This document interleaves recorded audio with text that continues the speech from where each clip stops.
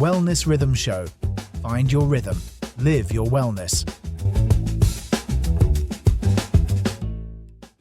Y'all, quick question. How many of you have downed 8 glasses of water today, felt genuinely proud of yourself, and still felt exhausted, foggy, or crampy by 3 in the afternoon? That is a very specific and very relatable scenario. And here's the thing. It might not mean you're drinking too little water. It might mean water alone isn't actually enough. Which is the part nobody tells you. We've been sold this idea that hydration equals water, full stop. 8 glasses, done, you're healthy. But the science is more interesting than that. Considerably more interesting. There's a reason sports medicine researchers and cellular biologists have been quietly complicating this conversation for years. Today we're going to unpack what actually moves water into your cells and why your glass of water might just be passing through. So let's start at the beginning. When we say water isn't enough, what do we actually mean? Because I don't want people to hear that and think they should stop drinking water. No, absolutely not. Water is non-negotiable. What we're talking about is bioavailability. Your body's ability to use the water you're drinking at a cellular level. And that process is far more dependent on electrolytes and other cofactors than most people realize. Right, so it's less about the quantity and more about whether your cells can actually absorb it. Exactly, and the key mechanism here is osmosis across cell membranes. Water follows electrolytes, specifically sodium, potassium and magnesium, into the cell. Without adequate electrolyte balance, water can actually flush through without being properly utilized. Which would explain why I can drink a ton of water and still feel off. Here's the thing though, nobody's doctor is really having this conversation with them.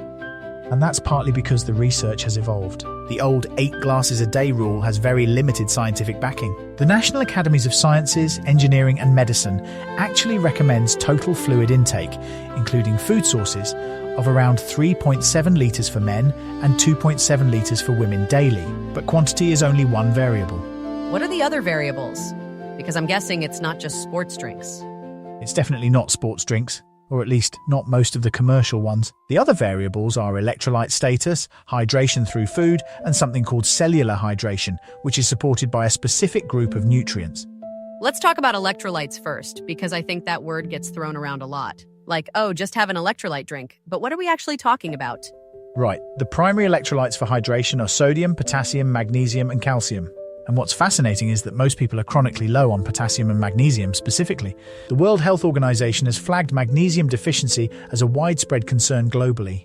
And I will say, magnesium is something that has come up in basically every conversation I've had about sleep, stress, and energy. It seems to do a lot of heavy lifting. It does. Magnesium is a cofactor in over 300 enzymatic reactions in the body, including ATP production. That's cellular energy. Research published in the journal Nutrients has linked low magnesium status to impaired physical performance and increased inflammation, independent of hydration levels. Okay, so if I'm low on magnesium, even well hydrated, I'm going to feel lousy. Essentially, yes. And the thing is, most people aren't getting enough through diet alone. The average Western diet has significantly declined in magnesium content over the past 50 years, partly due to soil depletion.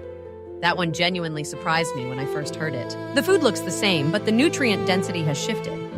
Which is why researchers like Dr. Rhonda Patrick have been vocal about what she calls micronutrient deficiencies that fly under the radar. Magnesium is consistently on that list. So let's get practical. Beyond supplements, how does someone actually improve their electrolyte status through food? Great question. Potassium is in bananas, yes, but also in avocado, sweet potato, and spinach, all significantly higher in potassium per serving than a banana, actually. Magnesium is abundant in pumpkin seeds, dark chocolate, legumes, and leafy greens. Hold on. I literally add pumpkin seeds to my yogurt every morning. This is not news I hate. Which means you're already doing something right on the magnesium front. The point is, these foods also contain structured water, meaning they deliver hydration and the cofactors needed to use it. That's a concept I want to flag because I'd heard food hydration mentioned, but dismissed it as kind of soft wellness talk. Is there real science behind it?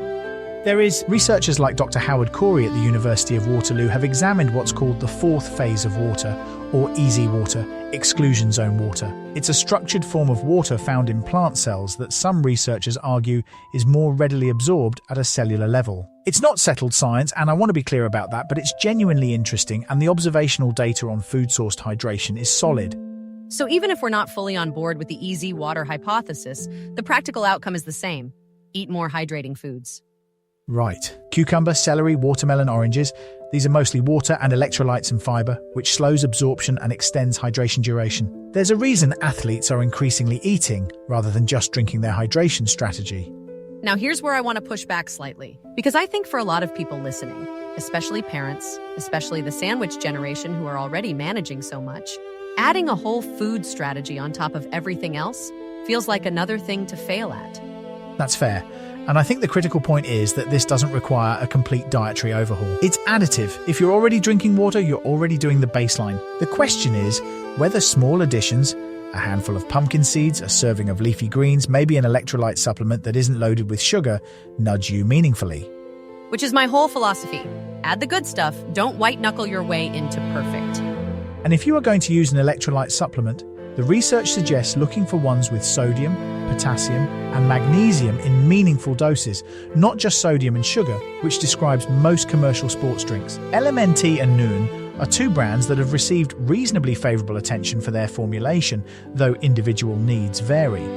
What about coffee and tea? Because I know someone is listening thinking, does my morning coffee dehydrate me? The mild diuretic effect of caffeine is real but modest. Research from the University of Birmingham, led by Dr. Sophie Killer, found that moderate coffee consumption, 3 to 4 cups per day, did not result in net fluid loss compared to water in habitual coffee drinkers. The kidneys adapt. That is genuinely good news, and I'm going to hold on to it dearly. As you should, though the caveat is that very high caffeine intake can push beyond that adaptation. And we've talked in previous episodes about caffeine and anxiety. Worth keeping that in mind. Agreed. Okay, and before we go further, if you're finding this useful, please do us a favor and hit like and subscribe wherever you're listening. It genuinely helps us reach more people who could use a little evidence-based sanity in their wellness life. Truly appreciated. Right, let's talk about something underappreciated. The role of sodium, because sodium has been so demonized in wellness circles that people are actively trying to eliminate it, and that can backfire. Oh, this one surprises people. Sodium is not the villain? Context matters enormously. Excess sodium from processed food is a legitimate concern. But sodium is essential for cellular water balance. It's the primary extracellular electrolyte. Without enough sodium, the body cannot maintain osmotic pressure, and water doesn't move across membranes effectively. So people doing very clean diets, very low sodium, could actually be undermining their hydration? It's possible. Endurance athletes discovered this the hard way. A condition called hyponatremia, or low blood sodium, can occur when someone drinks excessive water without adequate sodium, and it's genuinely dangerous. For everyday purposes, the lesson is don't eliminate sodium entirely, especially if you sweat regularly or exercise. Okay, last thing I want to touch on, hydration and aging. Because for our listeners who are in the 50-plus category, I've read that thirst signals actually become less reliable over time. This is one of the most practically important points of the episode. Research published in the Journal of the American Geriatric Society confirms that older adults experience a blunted thirst mechanism, meaning the signal that prompts you to drink arrives later and weaker than it should. This makes proactive hydration especially important for pre-retirees and active seniors. So you can't just drink when you're thirsty. You have to be more deliberate about it. Scheduled hydration, basically. Having a glass of water at predictable times, morning, before meals, mid-afternoon, rather than waiting for thirst. It removes the unreliable signal from the equation. Y'all, that one right there is worth writing down. Because I have an aging parent, and this isn't something we talk about nearly enough. And it compounds. Mild chronic dehydration in older adults is linked to cognitive fatigue, urinary tract infections, constipation, and dizziness-related falls, all things that seem unrelated until you trace them back. Which is such a low-effort intervention relative to the consequences it can prevent. Drink water before meals. Full stop. So if we're landing on one practical takeaway, it's this: water matters, but it works best in context. Pair it with electrolyte-rich foods, consider your sodium and magnesium intake, and if you're over 50, don't wait to feel thirsty. Here's the thing, though. That's actually simple. Eat a handful of pumpkin seeds, add some spinach, maybe try an electrolyte supplement without a ton of sugar. Drink a glass of water before your meals. You don't have to do all of it tomorrow, just pick one.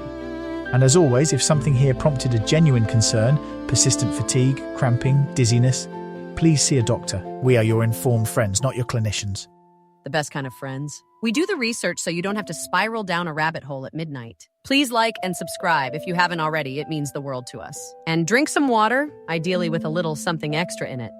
Or eat a cucumber. That also counts. This show is part of the VoxCrea.AI system. If you want a show like this for your organization without building it yourself, Go to VoxCrea.AI and request a sample episode.